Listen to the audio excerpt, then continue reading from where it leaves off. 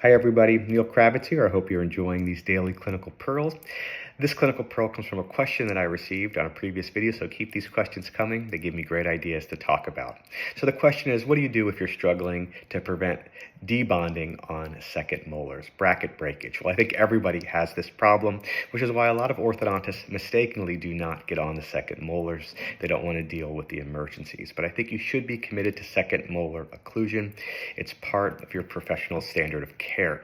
So here's what I like to do. It's not a perfect pearl, but what I like to do in my office is I like to get on the second molars typically after 3 to 6 months of treatment. So I'll do it when I get into my 18 night ties or when I do my first repositioning appointment and I step back into an 18 night tie. So I typically will not bond second molars. The only exception of that would be an adult patient or a retreatment patient, but I typically do not get on my second molars on the initial bonding. I like to make sure the second molars are lower, but even all my molars are lower, more gingival.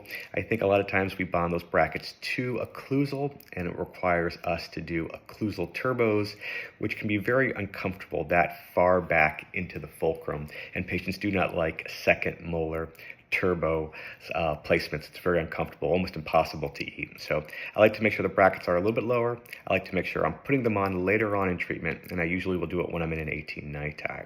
They don't need to be on for the entire duration of treatment. So once the tooth is aligned, if the child is frequently breaking that bracket, I think you're okay.